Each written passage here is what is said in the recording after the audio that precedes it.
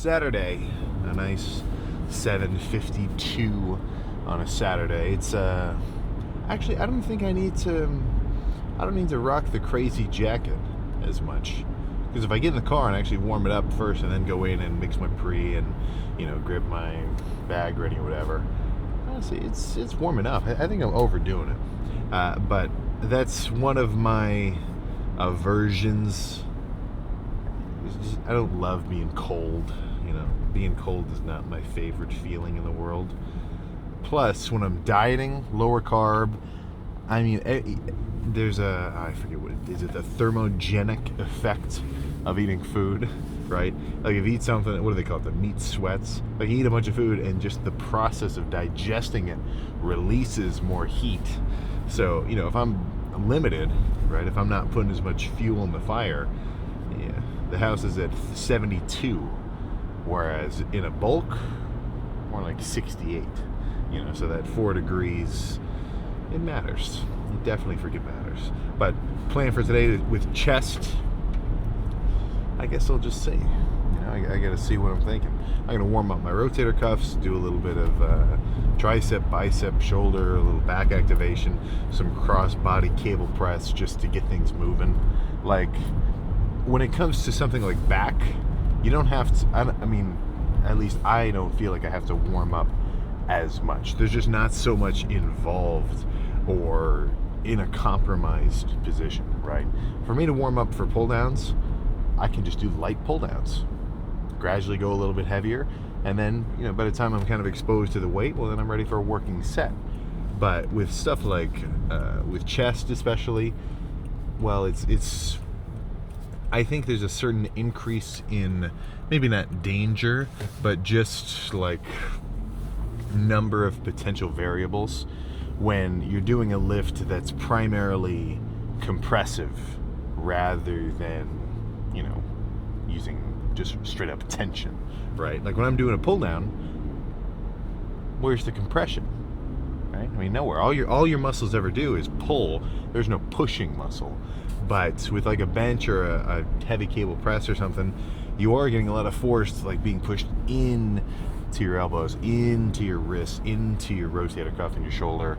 So I want everything that's around that area to be kind of loose and moving and activated, just so I don't wreck myself. The last thing I want to do is come in and not even do crazy weight, but basically just like, give my shoulder a good crackle because I didn't warm up my rotator cuff and I was a little tight, and like something in my stabilizer chain was just whatever, So as soon as I started, like it's basically like a 10-minute, probably about 10 minutes before even grabbing the first movement for chest, where I'm just kind of hanging around the cable front raise, or not front raise, but kind of like rotator cuff activator, rear delt, kind of just like a pull in, like just getting everything up here moving so that whenever I pick movement number one, I'm already totally ready for it.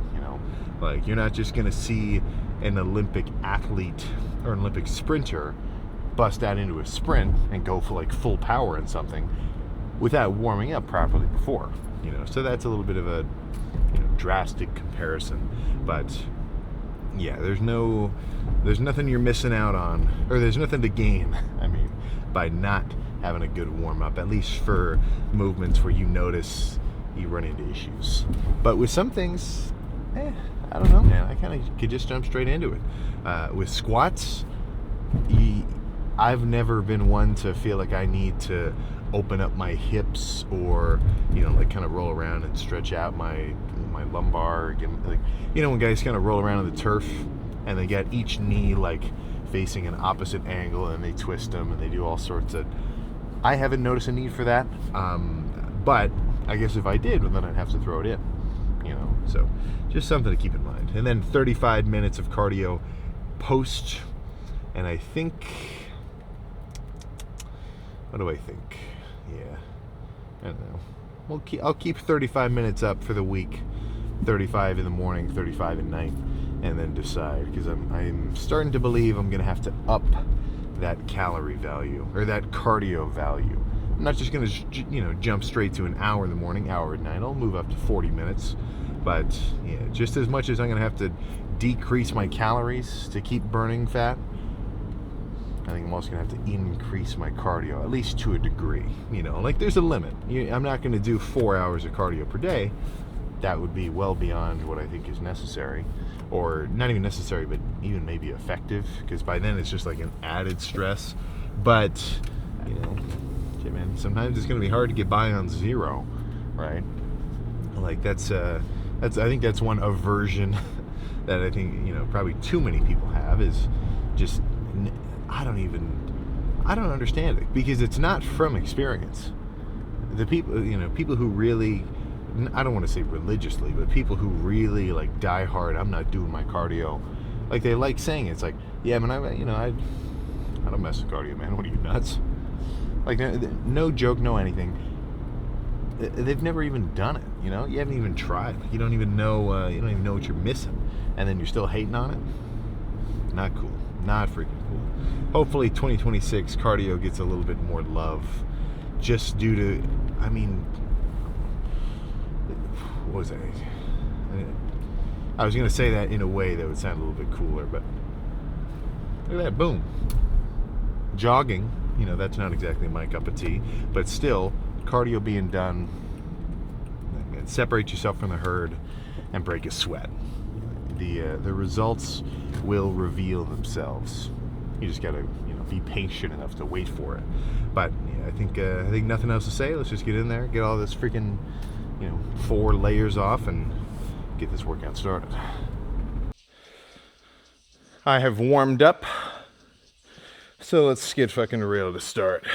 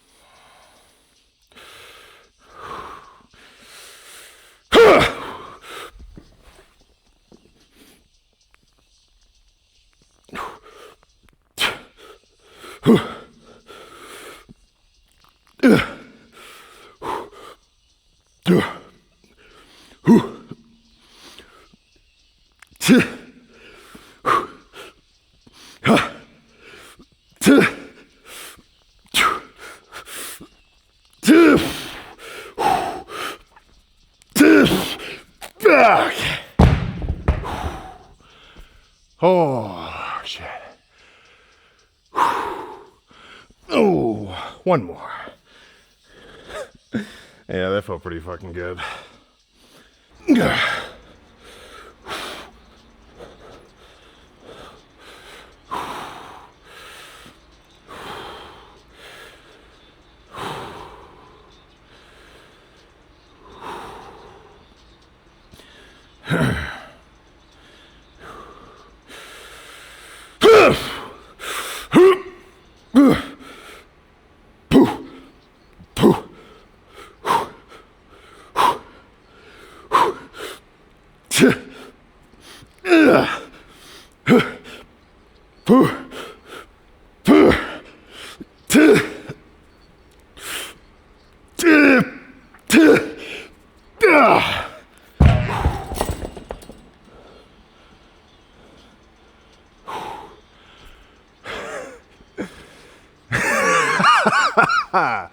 One more. Holy shit.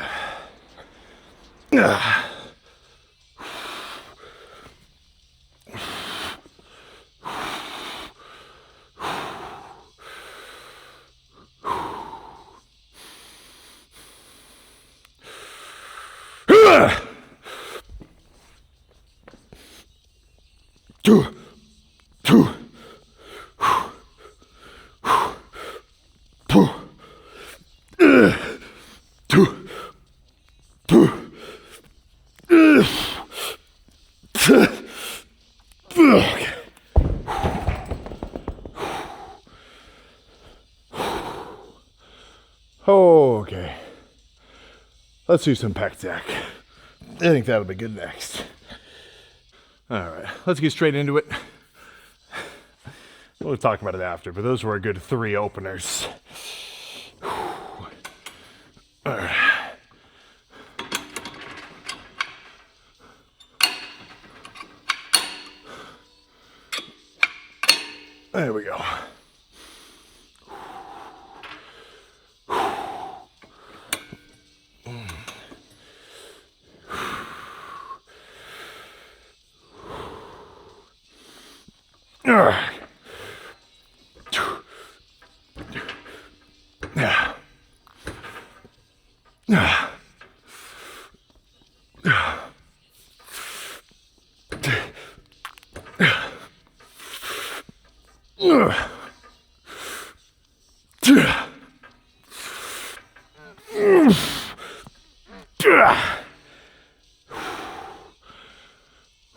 One more.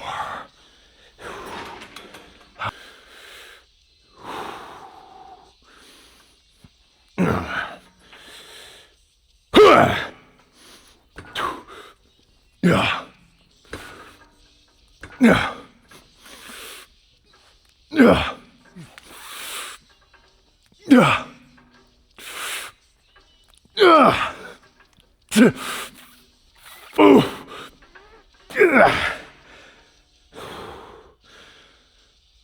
Okay, one more of these, and then let's go finish with some cables. I think that'll be good.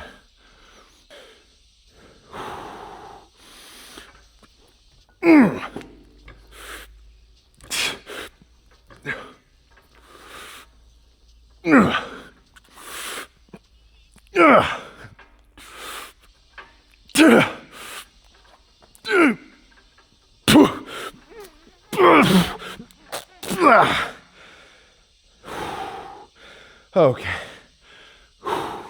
Some cable crossover, and then I think we'll be done. Well, we'll talk about the lift after. There's a strong potential that this is the last set. If I can tell I can get a little more out of another one, well, that's what I'll do. But let's get real. Ah.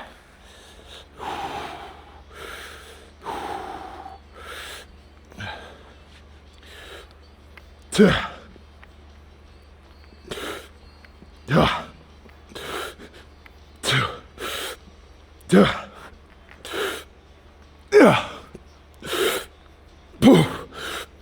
Okay.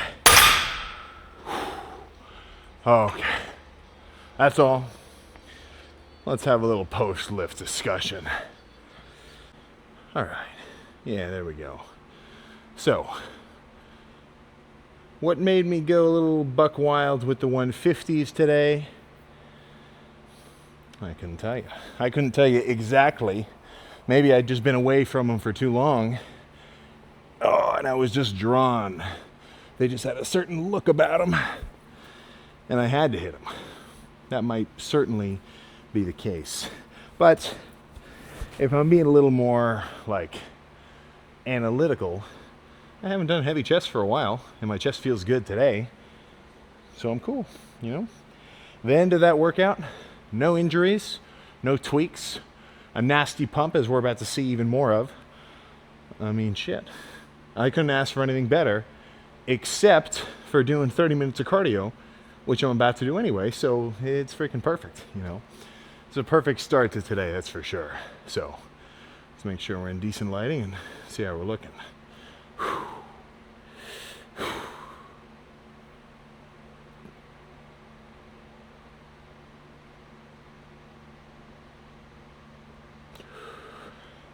Oh my goodness. All right, I gotta do one more of those with a little more of a breath hold.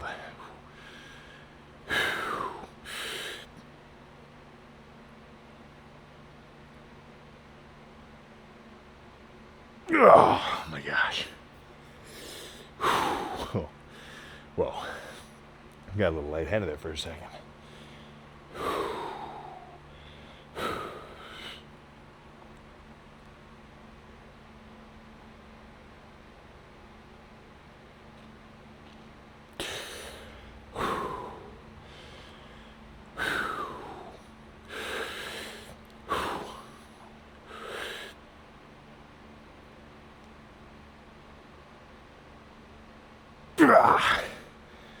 Okay. Today is officially the veiniest chest pump of this diet so far. Let me try to really pop them out and then hit a few more kind of accessory poses.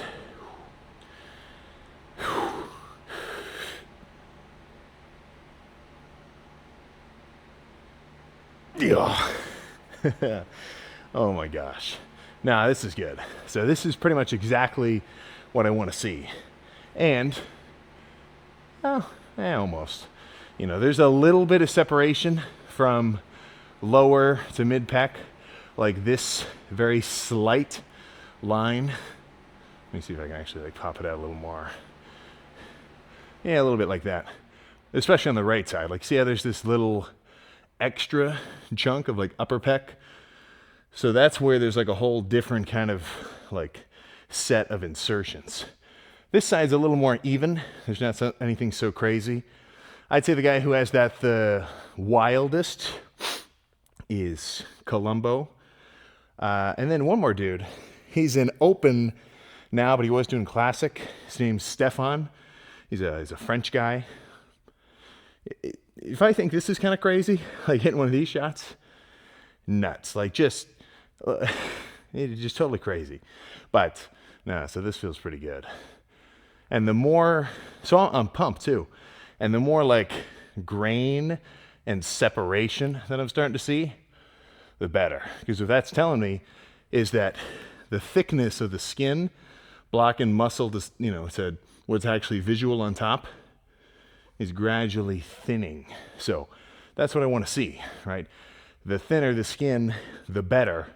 And then the more actually like freaking noticeable and like just pop out in this is going to kind of make itself apparent. But let's hit a little vacuum ab shot and then get cardio started.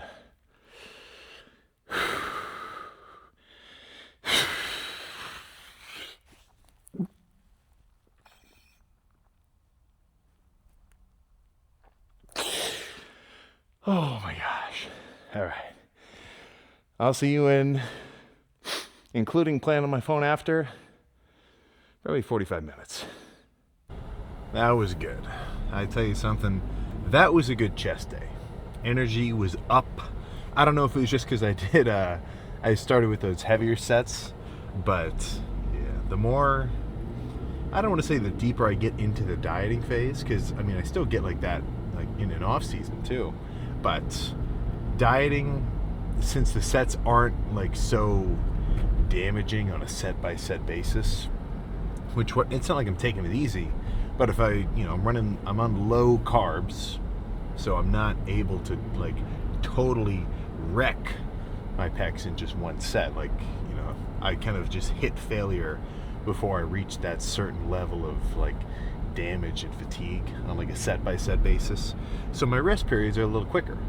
For me to do the 150s to failure in an off season, the time period of me catching my breath, oh yeah, come on, let's hit one more, is going to be a little bit longer. For one, probably my cardio is not as good when I'm so heavy, but also, it's just, I can really bring it in just one set, so it's just a little bit faster paced, and that's good. Honestly, I really like having a workout where I'm in the zone like that, because it's more fun, but it's like a bittersweet, because then it's like it's over in a blink, like some of the best lifts aren't necessarily the ones where I'm thinking,